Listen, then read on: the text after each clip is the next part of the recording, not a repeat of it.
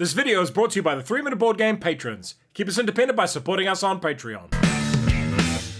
Kia ora koutou and welcome to another round of 3-second reviews. A reminder, these really aren't reviews, and if you take them seriously, that's on you, not on me. There's plenty more information about these games out there. Absolutely the best Alien board game ever made, despite not owning the Alien IP. It's fun co-op and great when it's full of betrayal.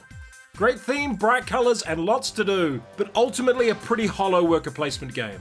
This exceptionally good Euro game about hydro power stations should have been called Beaver Tycoon. A solid entry-level Dominion clone with science! Not really a 4X game, but a great 4X adjacent game with really fun narrative components. Looks like a Cthulhu game, but it's actually an episode of Whose Line Is It Anyway? Probably the best and most accessible game about fighting a siege battle. A game that deconstructs the standards of deck building games to the point where it's just a chaotic mess. A better Scythe than Scythe, and with one of the greatest action selection systems in any game ever. Mechanically, an excellent heavyweight Euro. Thematically, a pile of nonsense. A truly mediocre fighting card game that needlessly makes all the numbers in it bigger than they need to be.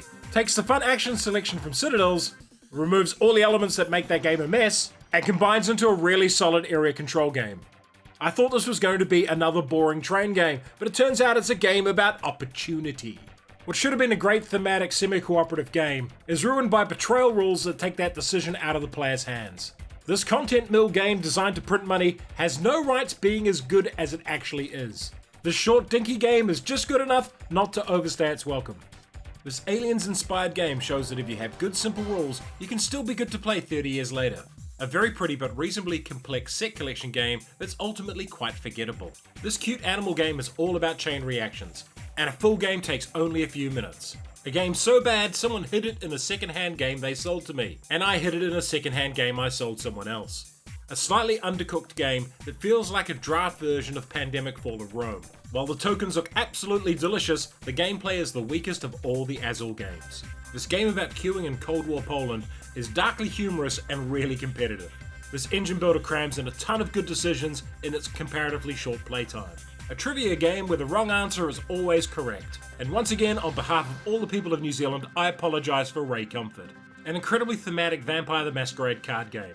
Best played with a regular group. A really fun dice placement and engine building game. I prefer it to Race for the Galaxy. One of the original solo games. Bonkers hard and totally unfair. This area control game is worth playing just for the really cool cube tower. This game is both character driven and epic in scale. An absolute masterclass in making a thematic war game. Loading up and shunting your ships through the Panama Canal is a genuinely fascinating puzzle to solve. The wacky tower in the middle of the board is far more than just a novelty. It's a clever part of the game. A really popular title, but Space Base does it better. Great writing, but a gameplay loop that can be punishingly unfair. Some games you'll get on a roll and do really well, others you'll die every other turn. A very generic area control game that doesn't do anything badly, but it doesn't do anything that well. A reasonably good sequel to the original Descent, with one major flaw. It encourages the Overlord player to kill the same player over and over and over again. An excellent lightweight tower defense game, with a really innovative way in how it's presented. All players being hidden in a hidden movement game is a genius idea, but Anomaly gets old really quick. The set collection game operates like a family tree, and I think that's a genius idea.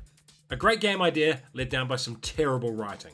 It was raining outside. The rain rained heavily and rained down rainily on the rain-soaked street. I got out of my car and stepped into the rain, crossed the street and got into the elevator, and took it up to the top floor. The sergeant was there to greet me. He offered me a chair and gave me a donut and coffee. It was raining. I said to him, "We really need to solve this case," and he agreed and offered me a donut and some coffee. I then got in the elevator and took it upstairs in the rain. The donut offered me a seat, and the coffee said to me, "We need to solve this case in the rain." The sergeant put my chair in the elevator, and we took it in the rain to the coffee.